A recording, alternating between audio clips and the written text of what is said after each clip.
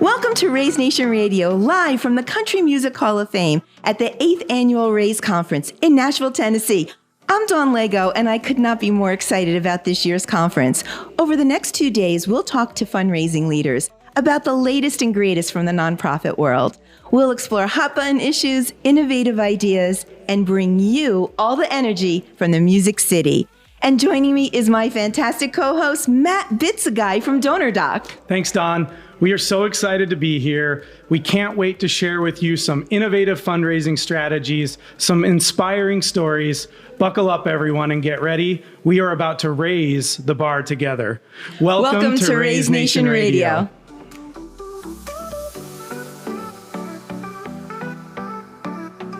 Welcome back. It's Raise Nation Radio, broadcasting live from the Country Music Hall of Fame at the 8th Annual Raise Conference, Day 2. So I hope you had a great day yesterday, Fearless Fundraisers, and I hope you partied all night, but you're back with us today to have a good time. And we're here to talk to Jennifer Rubin from 360 PP. I'll let her tell us what the PP stands for. Good morning, everybody. You might be able to tell a little bit. I had a good time last night. We're going to try and get through that. It was lovely. 360 Philanthropy Partners is a consultancy that I'm really happy to work with. I actually transitioned to the consultancy side of things about 2 years ago, but I was a frontline fundraiser, an event planner, did all the things in a variety of organizations, big and small, the arts and higher ed. So seeing things from a different perspective, and the work that we get to do with 360 PP is really supports kind of personal goals. And our founder, Terry Pearl, it's her vision, and she started the organization because she wanted to spend more time with her daughter and have the flexibility. So we get the best of both worlds and get to work with amazing clients. Yeah, so I'm really excited about some of the things we're going to talk about today. And I know Matt is going to be interested.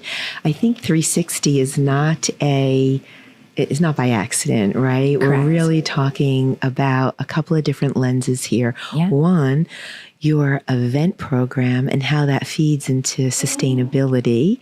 And two, how your event program shouldn't be in a silo, which is something that you addressed to the audience yesterday. We have to be integrated. Everything, your data, your people, your events is just part of a bigger fundraising strategy. So tell us a little bit what you shared yesterday from the stage and why this integration and coming together within one umbrella is so important. Absolutely. Thank you.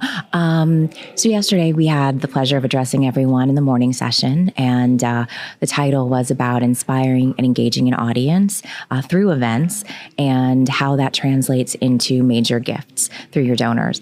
And, even though as a firm, we're not focused on the planning of events. We're really focused on comprehensively working with clients to make sure, as you said, integrating and covering all bases of whatever their strategic fundraising plan is. And events are a really big part of that. And I think a lot of times we think events, signature, galas, very important, but I think we can all agree we're doing things so differently now post-COVID. Very different. Transformational. Yeah, exactly. I was speaking with a group of fundraisers yesterday at the lunch, actually, and we were saying, people used to use events as a primary fundraising vehicle, but also it was a to be seen kind of a thing. And people want to live their lives a little differently now. And I think the most important thing to understand is you're meeting your donors, your audience, really, where they are and where they want to be. And that may not always be in a large scale event. It might be in something more intimate and personal. So taking the time to understand the interests and the intentions of your donors is really, really important and should be something that's sort of baked into your fundraising plan when you're conceptualizing what your year looks like.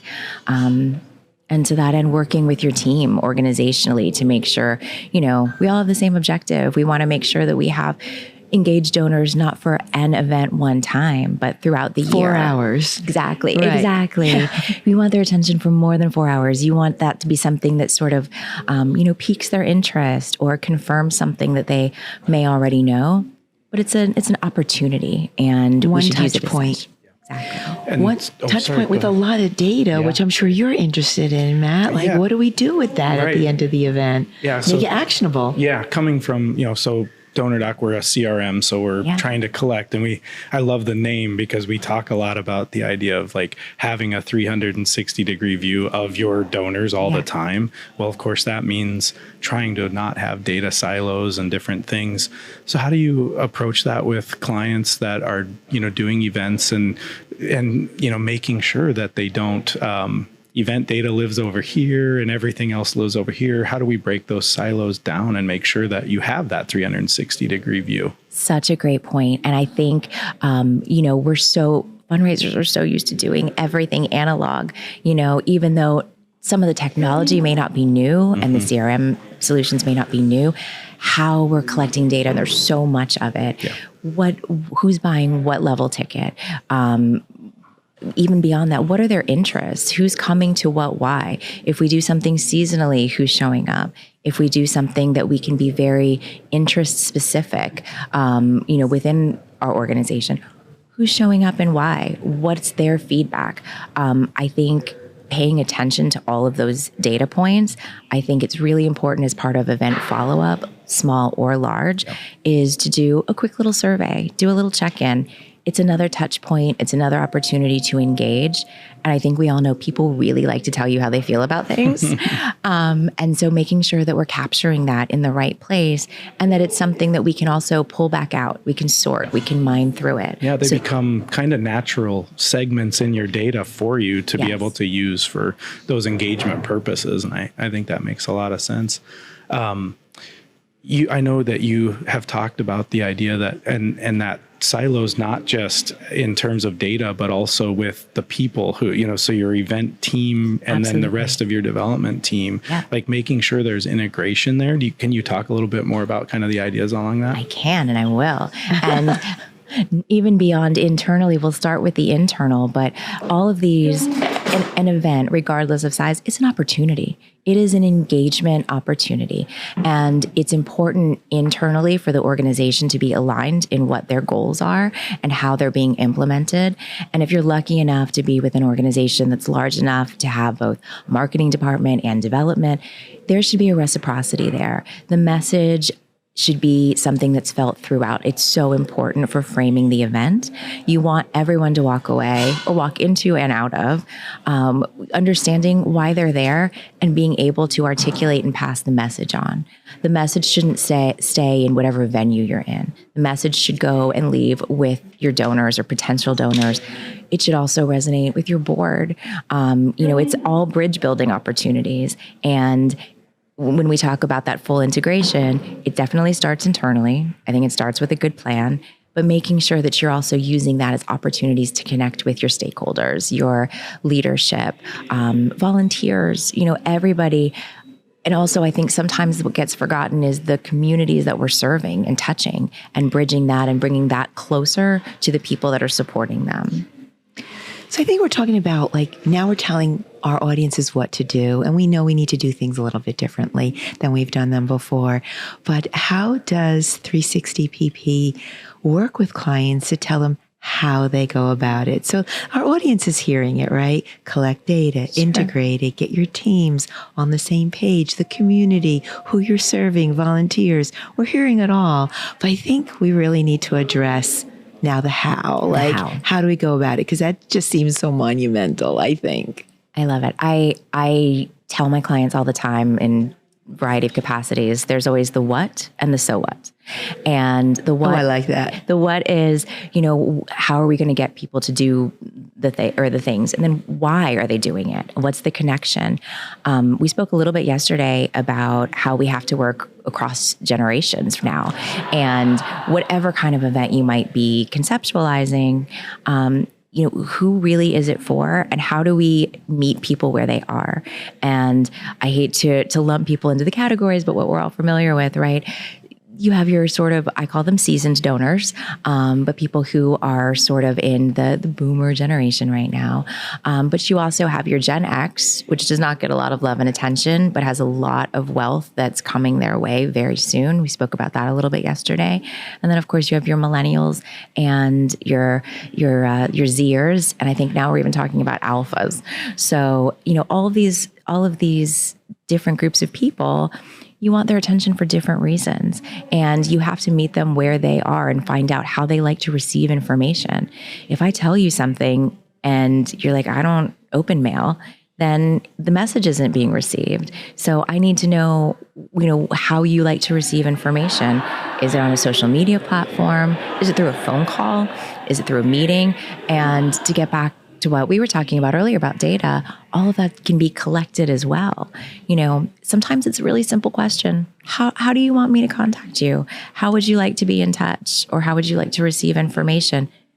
I've found people are really happy to tell you what they like and don't like. We just have to pay attention to it and then honor that. Yeah. Do you find that one thing that we see, and I agree with everything that you're saying, like we promote and preach the idea that like you do not want to send the same communication to all of your donors at the same time and the same channel, because typically people prefer different communication methods. Yeah. They're interested in different programs that you're doing, whatever that is. Do you find it that a lot of nonprofits struggle with the idea that they're going to collect all that data, but then they don't actually use it to, tailor the communication for their donors? And then if so, how do you help them kind of work through that? I love this question. It actually gets me really excited and giddy. I think the entire fundraising community and platforms like this and what we're doing here with Raise to be able to exchange ideas so openly, it's so difficult. Anybody who's been in that role for a minute knows the demands. We used to say we're responsible for everything but kicking the copier. Now that there's not really copiers anymore, but you know what I mean. And I think our whole industry is being reconceptualized, and there's so many tools that are at our fingertips that might seem a little bit intimidating, but what they do is exactly what you're speaking to. They help take the heavy lift out of things. So, things like ChatGPT, for example, when we're talking about segmenting audience or tailoring messaging, taking one core message that you've worked on with your marketing team, working it through and asking ChatGPT to use this message, keep it in the culture of our organization, and write it as an email or an e-blast or to a certain audience. Tailor it to a certain audience. Right. Rewrite this for millennials. Rewrite this for Gen Zers. And it's really intimidating, which is sad to hear, because a tool, it's like any other tool. Once you learn how to use it, it's like, how can you live without it? Exactly. So I think we've been hearing that, and Matt and I have been talking. Yes, it has been a theme. We've been talking to people all day yesterday. You're our first this morning, and here we go again. AI in fundraising is a real thing, whether it's ChatGPT or it, let it work for you. Learn the tool, let it work for you. Because as we're talking in this conversation, I'm hearing about data and integrating data and all kinds of data and diversity and generations, and not just sending a communication, but sending it to all the different audiences, and, taking the event and turning it into sustainable giving or major. Just that makes me tired, just this conversation. So we're going to need to deploy new tools if we're going to get this job done. So embrace them. Get cozy with it. Yeah. And mess up and make mistakes. Sure. It's play. I think we get so focused on the task at hand, and we want to do a good job, and we want to get money in for the cause that we're supporting, and that's where everybody's intention lies. That's where our objectives are. It's a luxury, I understand, but taking a beat and saying, let's just play. Let's just, shake it up a little bit, and let's see what happens if we put in a certain prompt, let's say, or let's reimagine if we didn't do the same thing we've always done, just to get it off our plate to do it. We have to do it different, or we're going to get the same results. And right now we don't like where we are, the break in trust with our donor base, and where we're at right now is just not good enough. So I got to do something different. I see tremendous opportunity. I think it's so easy to get worn down into, this isn't working. We have donor attrition. I think, again, if we can just reframe a few things and sort of turn things on their heads, we have the tools. We can support each other in doing it, through conferences like this.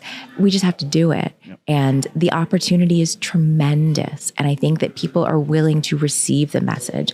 I think that, Gen Z has told us they want to make impact. They want to connect.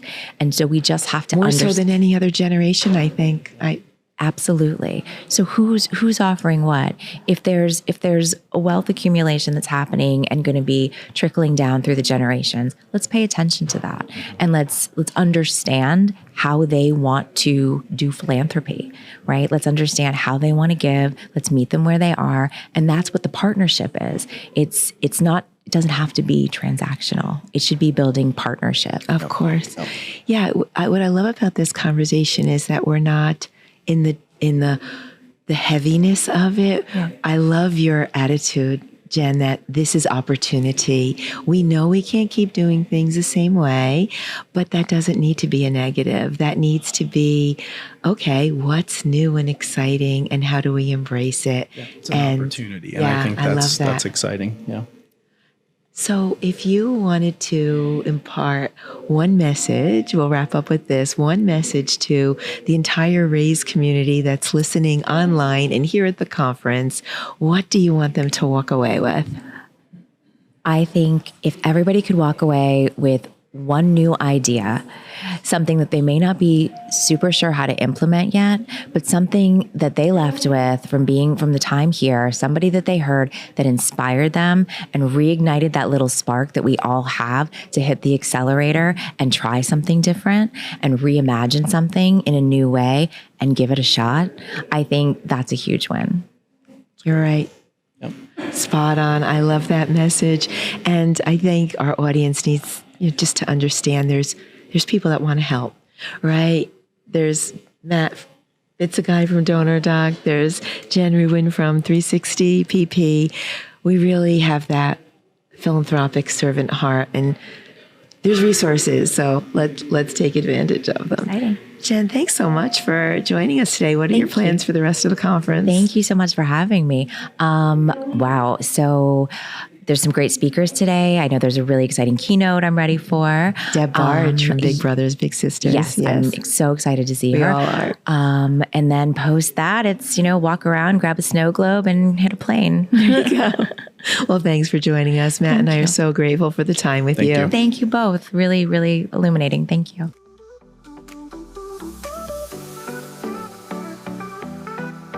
Hello, and I am so excited to welcome Daria Ford of the Martha O'Brien Center here at Raise Nation Broadcast. Daria was on a panel earlier today talking about ethical storytelling, which is so much more than a buzz phrase. We're super, super interested in ethical storytelling. We work in events, and at the basis of that is the idea of story. But who tells their story and how they tell their story are really, really critical. Let's start with the hardest hurdle first. Often we hear organizations say they shy away from storytelling because they want to stay out of any form of exploitation. Yeah. How important is storytelling to a nonprofit, and what would you say to those folks who are super fearful about it? Yeah, I think history tells us that over time, stories really connect our donors to our missions. Yep. And so in my thoughts, storytelling doesn't go away. You got to lean into it, but you just want to make sure you're doing it with ethics and morals and making sure that you're uplifting the right person in the story. So I tell people lean in, don't lean away. So we often hear folks that are trying to figure out how to approach storytelling and are using kind of the buzz phrase of ethical storytelling, but don't necessarily know how that applies. I'm curious, what is your experience from the client perspective of what journey do they go through? And when they share their story, like what benefits or risks are there to them? Yeah. Oh, yeah. I use an example all the time of when I worked for legal services. And there was a client that's very eager that was a survivor of domestic violence. And she was eager at that point in time. She wanted to tell the story. She wanted to be an advocate. But as a fundraiser, it's my job to say, you know this story could live on. You know that this point in your life, you will move past it. And just make sure that she was fully informed of all of the things that could happen. This could be on the internet. This could go on the radio. You could be on television. Just making sure that her and I fully walk through where this story could end up. And have an idea before I ask her what I was going to do with it. Yeah. I want to follow up on that a little bit. When you're going into that discussion, I think often we want the story to be X, right? And when we get into the process, when we empower the storyteller, sometimes it's Y. Yeah. You know, the story and who they are and what they see is different from how we see it. What does that look like in your practice for you in those moments? I think I'm going through this right now. I'm prepping for an event. And I think our CEO had one vision, but once we got the story, there's still a beautiful story. It is where it is. She is where she is. She's still moving forward. And I think we have to remind donors that success looks different. And that stories are a journey, especially in nonprofit spaces. People are moving through a journey. And my organization is an anti-poverty organization, and poverty doesn't end in one day. Right. Yeah. And so we have to be sensitive of how we talk to people about those stories, because success looks different. If I went from homelessness to stable housing, that's success. Yeah, absolutely. Yeah. I think it's an environment too, where when we're talking to clients about their story, that sometimes something that feels mundane to them because they are in it or they have just gotten through it is superhero or is heroic to folks. And I think sometimes we overlook the everyday heroes in just being able to move the needle and progress forward. When you are working with a client, we believe strongly in the work having radical regular consent, meaning enthusiastic every time we're going to share your story. You just mentioned that stories can show up in any number of places. How do you recommend a nonprofit approach that sort of consent in helping a client to share their story and understand where it might appear, when they can use the story, all the sort of ways that the story could be out there in the world? Yeah, I think one thing is that you got to repeat it multiple times. And a lot of times we don't want to do that because it's more work on our behalf. And we're trying to get the newsletter, the whatever it is done, and the client could change their mind. Yeah. And so that's what, as a profession, deters us from leaning in on informed consent, because Interesting. it's more work. Yeah. It is more work. If you do it well, there is no question about it. It is more work. But I think it's important because you want to have that conversation. You want to sit down and say, hey, I just want to make sure you understood. At the second time you sit down with them, I just want to make sure you understood that we're doing this story. We're going to share this story. It's going to be a part of our event. You're going to stand up in front of people. It's going to be a lot of people there. And you can choose right now not to do this. Yeah. I want to make sure this is okay with you. I think the important piece also comes in, we get that up front. We've asked several times. They're clear, we're clear, great. We work on the story together. I think working on the story together is new for some people. Absolutely. Some people tell other people's stories, right? But then afterward, what does that look like for you in your work? Yeah. How does that share with the storyteller look like, and what does that process look like? Yeah. The example now, I'm working through an event, and she went at first draft, and that's perfect. I want you to write it. I don't want to write it. And as we're talking through it and she's asking for feedback, I'm like, is that what you think? It's kind of cold, but I want your words, not mine. Right. Yeah. What was this story through your lens? And then also she'll say, I need help. Help me. Because they do that. I will help. And I'll say, but is that your thought or is it mine? You know? And so I do that kind of coaching when we're sitting down one-on-one talking to each other, just to make sure I'm not putting my thoughts into her mind, or that our clients are thinking that I want them to say something. Sometimes they'll write the story and say what they think you want them to say. Right. No, is this really what happened? Yeah. And at the conclusion of it, This is what we have. If it's a video, a story, written story, sit down together. Does this represent your own story? It's an important question because we have hundreds of emotions that we feel. But the emotion that impacts people the most, the single emotion that like changes hearts and minds is authenticity. And so if we're not authentically telling our clients' stories, we're missing that opportunity to make a real connection, real emotional connection. I want to hear about your event. When is it? It is next Tuesday. Oh my gosh, it's around the corner. It is a breakfast. You're very calm. You're very calm. Am I? Yes. Are you excited? My staff wouldn't say that. No, I am excited because my organization's doing some new work. And it's a good opportunity for us to share with our donors why we've expanded our work and why we're showing up for the community in the way that we are. So I'm very excited about it. That's I'm a excited great to way hear to about go into it.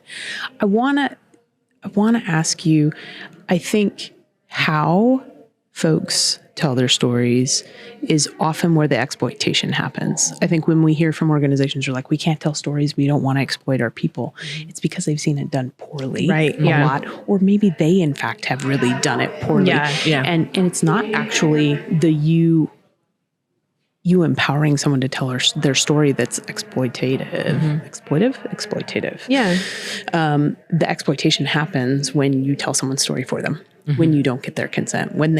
Are there other aspects to how you do this work that you think help that not happen for the folks you're talking with? I think so. So one of the things that I started at my previous organization was really working on the culture at our organization and saying, these are the terms that we use when we speak about our clients, and making a glossary so that good. anybody that comes into the staff change.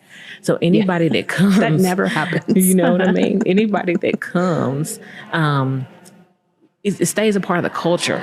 Yeah. Explaining to our staff, this is what our department does. This is how we approach this. It makes it cultural. It's just not like I'm trying to be ethical. I'm one person by myself. No, I'm being accountable. Yep. I'm being accountable to you. I'm being accountable to our clients. Yes. And this is what I promise. And this is how we should talk about our work. So I talked about in the session early frameworks. And really looking at how you're framing your stories. And I think it helps when you're talking about the organization as a whole and when you're talking to the client. Yep. Because then you can stop and say, hey, wait a minute. Let's you don't have to say that. You don't have to say that. You could say that in a different way where it doesn't exploit and people still understand exactly what you meant. And us just being aware as professionals when to do that is important. Yep. So I think it's culture. And one of the questions I got earlier after the session was, I want my agency to do it now. Right. But I think we have to understand, for those of us that are very passionate, that it's a process. Yeah, absolutely. It is. And so we're going to strive to do it better, but it's changing little pieces at a time until you can get there. So looking at your consent form, how do you prep clients for an event? Talking to your leadership to make sure they understand that you don't have to make people cry to make it a good story. I mean, that's a big one. you know, it's little pieces at a time to get you there. Well, even just creating awareness gives you actually a target to hit. I think without that, people well-intentioned, don't have something they're moving towards. So even just bringing it into an awareness field allows somebody to see, like, I don't know how to get there, but I understand that's our intention. Yeah. Well, on our podcast, The Fundraising Elevator, we believe we're all headed up when we work together. So what one tool, tip, recommendation, piece of advice would you give to help someone head in the direction of creating a storytelling culture? An ethical storytelling culture. I would say my one piece of advice is whatever you do, whatever direction you go, think about the story, the conversations with leadership as if it was your own story. Go in your mind, find that little piece of pain that you may not want to share with everybody, and treat everybody's story when you're teaching like that. You'll change how you approach it every single time. I believe that. That's beautiful advice. Yeah. Yeah. I don't have a response to that because I think that's a showstopper. I think that's really a showstopper.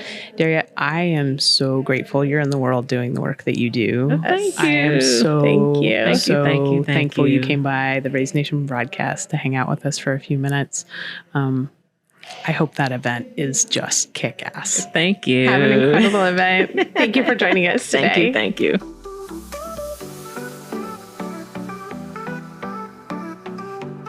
All right, I'm so excited for this conversation. Diana, Frank, welcome to the podcast. Before we dive into the juicy conversation, take a second to introduce yourselves. Maybe Diana, you first, with what your business is, who you are and what your business is. Okay, so I'm Diana Farias Heinrich, and I am the creator of the EquiStory Framework, which is a 4-step process to tell stories ethically and fundraise with integrity. And I'm also the creator of the Ethical Nonprofit Summit. Woohoo! Which, as of time of recording, this is next week. Yes. But we are going to have you on the podcast to debrief about that another time because Absolutely. I'm so excited to hear all about how it went. So good. All right, Frank, what do you do? Yeah, so my name is Frank Velasquez Jr. I'm the founder of For the Hood. And so the organization, we craft organizational stories, but help leaders authentically tell their own. That's the part that I really like. I created a program called the Ascending Leaders in Color program, which Diana is a part of. And it's just a space for people of color to call it the 3 R's, to authentically be real, to reconnect with other leaders of color, and to reclaim every part of who we are. And it's just a matter of the higher we move into spaces, the wider they are. So how can we retain our authenticity and be as empowered to be ourselves in those spaces? Amazing. Now, I feel like both of you have been really ramping up your speaking. We actually didn't really meet, but we all spoke at the Nonprofit Storytelling Conference last year, so 2023. And I actually heard about both of you. So I think I reached out to both of you being like, can we be friends? Because there's such good things about your sessions. And so, can you tell me, maybe Frank, let's start with you, about your strategy, your conference strategy? So how do you think about speaking as it relates to your business, and how do you start to, like, what role do you see speaking play as your business is growing or wanting to do more? I would say the strategy really is not to be outside of what you do. So, I mean, there's always opportunities and you can write to that opportunity, but the lanes that I feel like most comfortable in are the leadership lane. So I just mentioned Ascending Leaders in Color. And then the other lane is really around language and how we talk to donors, really moving away from the donor-centric principles. So my strategy is just, those are your 2 lanes, Frank. That's where your subject matter expertise lies. And so just create spaces in there. And then I would say one little piece more in regards to strategy. And it takes me a while, I always try to figure out what the hook is, meaning I've got an hour with this group. How can I draw them in quickly and as fast as I can so that they're engaged from the get-go? So those are my strategies. Stay in your lanes, do what you do best, but really then practice those elements in those lanes on how to capture the audience as quick as you can. Now, do you, like, how do you choose which conferences you apply to speak at? Are you invited cold to it's speak a combination. at any? So this is my first year where I really started to expand, going nationwide. I know we're going to talk about this in a bit. You know, I'm a growing business, so I don't have a lot of money, so I have to be strategic. Some of it is word of mouth. People have actually heard about my one session I did, so they reached out to me. So it's a combination of those things. Which ones are strategically ones that I feel are going to fit my brand, fit what I do with For the Hood. And then if there's an opportunity where they say, hey, we want you to come, I almost feel like I can't say no to that. And because, again, they want you, so let them know who you are, build from there, and then you hope a future session is a keynote. Yeah. All right, Diana, tell me about your strategy and how you think about conferences as part of your overall business development. To start out with, I didn't have a strategy. Fair enough. I had a desire to just be with my people. So the very first conference that I went to wasn't as a speaker, it was as an exhibitor. And that was the Nonprofit Storytelling Conference in 2022. That's where I saw Frank for the first time. And then I got to know the conference organizers. I honestly, I thought that being an exhibitor, I was going to grow my email list, talk to people, that sort of a thing. But it ended up going in a totally different direction. So I got to know the organizers really well, and they invited me on their webinars. And then they told me, like, Diana, we want you to submit like a session for our next conference. And I was like, really? And they're like, yeah, okay, sure. And I hired a coach to help me put together my very, very, very first session. And that's the one that I presented in 2023 at the Nonprofit Storytelling Conference. I'm so curious because literally I asked people, I was like, because I don't usually go to sessions anymore at conferences, but I like to know what people are paying attention to. And your name came up multiple times. So can you shout out to the coach you worked with? Lisa Powell Graham. Amazing. Yes. Amazing coach. It worked. Now, have you been using sort of the same structure? If that was your first time, like, are you rinse and repeat, same kind of presentation? Are you developing new content? How do you think about that? I am not intentionally developing new content. The session that I give is called Consent is Key, Revolutionize Your Organization's Fundraising. Which is so important. And it goes to the EquiStory framework that I developed. And that is what I consider my signature talk. Also, I've gotten the opportunity, like Frank and I just co-presented at the Raise conference. Yeah. So there was a little bit of new content to develop there. You know, he and I are also doing a workshop together, again, at the Nonprofit Storytelling Conference. So that's going to be new.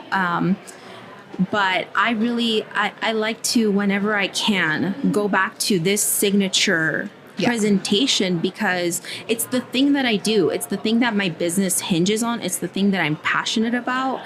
And honestly, like, it saves me time. Yes. To not have to come up with something totally new, and people freaking love it. And that's the thing. I think we get used to hearing our own message over and over and over again. But every time you present it, even if someone is a repeat attendee, like, yay, you got a repeat attendee, but also there's always something new that you can learn.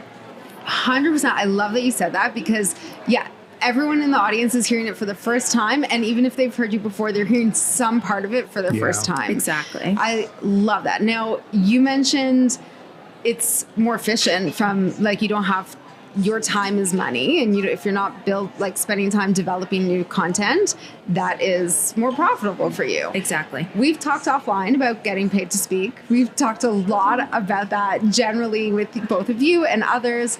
So let's get into it. As an exhibitor, I actually tried to look for conferences that had a "we will pay our speakers" policy where they pay all their speakers at least something. And I couldn't find a conference big enough for us to exhibit at that did that. So talk to me a little bit, maybe Deanna, you start this one, a little bit about how you think about how you ask to get paid, when you decide you will do things without getting paid, what other ways you can get compensated for speaking. Tell me more about what your experience has been like. So I'll go back to Frank, because Frank, this is what I learned from Frank. Ask for something. Yes. Do you offer stipends? Do you offer travel? Do you offer the hotel room? Like, is there an honorarium? Like, however you want to say it, you gotta ask if there is money available for the speakers. And I, it's hard to do, right? Because I'm still building, like, my business, my speaking career, engagement, whatever you want to call it. And can we just call it a career? Like, sure, let's call it a career. You're amazing. Yeah. And it's hard, but I like to think of it as like, there is going to be another Latina coming after me. I want to make sure that the conference organizers are prepared that I'm not the only one who's going to ask. The other ones that are coming, they're asking too. They're going to expect it. They're going to expect it. Exactly. Let's set that expectation now. And now I've got a new perspective on it from, like, organizing my own conference, and it's also really important to me that my speakers are compensated in some way. So the way that I ended up doing it this time around is that all of my speakers are affiliates of the conference with really high affiliate percentages. Amazing. Because they're doing my marketing for me, and they're going to come and they're going to speak, and I didn't have the funds up front, but I was like, okay, this time this is how I can do it, and next time I'll have a budget, right, to pay them up front. I love that. And Frank, we have talked, why is it important? And I want to add to that, why is it important also for white speakers to push this issue as well? Yeah, so we talked briefly, and thank you, Deanna, for sure. I think it's important to advocate. We have to advocate for ourselves.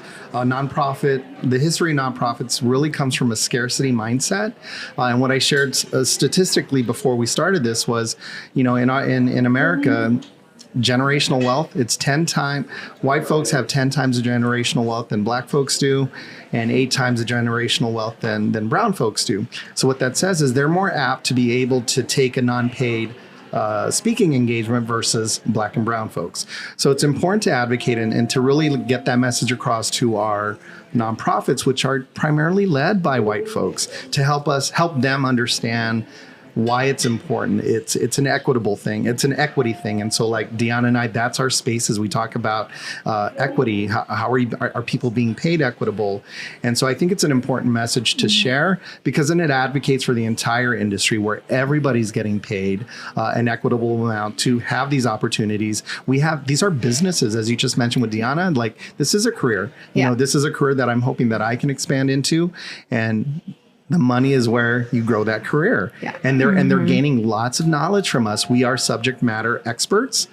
If you're asking for that and you want that, then pay fairly for it. 100% agree. And I think we all, like as speakers, it's our opportunity to reinforce that over and over again. I do that as a vendor as well, which I want to talk to Anna about your experience as an exhibitor, because I'm playing around with this and I feel like we often see like the Blackbauds and the, Bloomerangs and all these big tech companies take up space in those exhibit halls. And I'm curious what your experience has been as a small business doing that. And was it good? Was it not so good? It was a scary ass investment. It's a lot of money. It's a lot of money. Yeah. I think I did the lowest tier. And because it was just, I was like, I just need to be there. It wasn't, the money was significant, but it was also about like, I just need to be there. I need to be with my people. Yeah. And this is how I was going to get in the door. I never imagined that it was going to lead to like me being up on the stage and like speaking. That, totally threw me for a loop. But I think that's a good loop. Yeah. I think that I've found more joy in that and it being more lucrative. And because I'm not going to be able to compete with the $25,000 sponsorship, it's only me for now. I can't be at the booth and also be meeting people and also be speaking. Like for now, it's more lucrative for me to be able to share my message and my passion from the stage versus from an exhibitor booth. Yeah. I'd love to add to that if you don't mind. So please. I also did. I tabled at that same conference. Oh, I didn't know that. Okay. Yeah, and so what I did is I asked for a discount, and it's because and I even voiced it. I said, "Look, I've been at this conference for several years." I said, "You know me." I said, "This is a great opportunity. It's just me." I said, "May I get a discount?" And you just have to ask. And I know that's hard for some, but for me, it was like it's leveraging what I can. It's like you're getting the benefit of me speaking already. I said, and I'm not getting paid for that. So can we do some level of barter on the sponsorship? And I've done that at a few conferences, which has been helpful because it can't hurt by asking, essentially. So true. So true. So if someone did want to exhibit, what makes it worthwhile? What makes it worth that investment for you? If somebody wants to exhibit? Yeah. Like what advice would you give them to be like, don't just set up, like, do you just need to take up space or do you need to have a hook or, because there's I think strategically, and this is where it comes into play, will the audience benefit from you tabling? I think that's super important. Will they be able, because it's your money, so will they want your services? So I think you have to be very strategic on that. I've been a little hit and miss on that, which is okay. And it's just you're trying these opportunities, but I think that's the key pieces. Who's coming to your table? Can they benefit? Are they the people that can make the call even on what you're providing? So I think just being strategic with that. And again, like I said, with me, it's been a little bit hit and miss, which is fine. Yeah. Starting my business. I'm a year and a half into my business. Yeah. Anything to add, Deanna? I would just say choose your conferences, like be very selective. To Frank's point, if you're going to find your people there. I think that it was the right way to go, not just because like it led to me speaking, but because I just really liked the people that were there.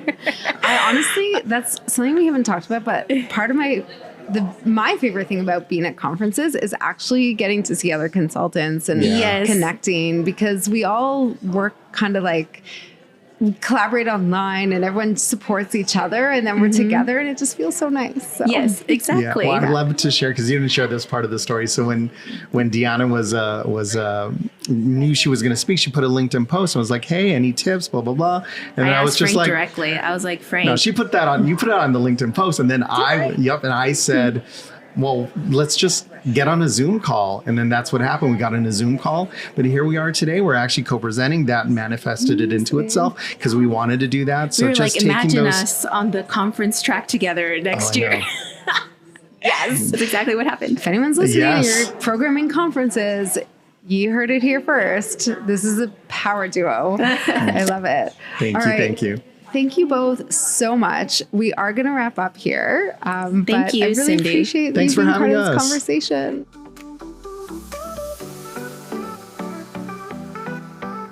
Well, Fearless Fundraisers, that's all we have for you today. Thank you so much for joining and listening in. I want to thank my fantastic co-host, Matt Vitsagai, as well as all of the podcasters, Taylor Shanklin, Kristen Steele, Samantha Swaim, and Cindy Wagman. We couldn't do it without you, and we also couldn't do it without all of our amazing guests who shared their inspiration with all of you today. Absolutely, Don. And also a special thank you to our friends from Utopia for their behind-the-scenes support and production. Make sure to tune in for all of the Raise 2024 episodes so you don't miss out on any of this amazing content. Yeah, we don't want to miss a single episode. That is a wrap. Thanks for joining us for this amazing Raise experience. I'm Matt Vitsagai. I'm Dawn Lego. Stay fearless.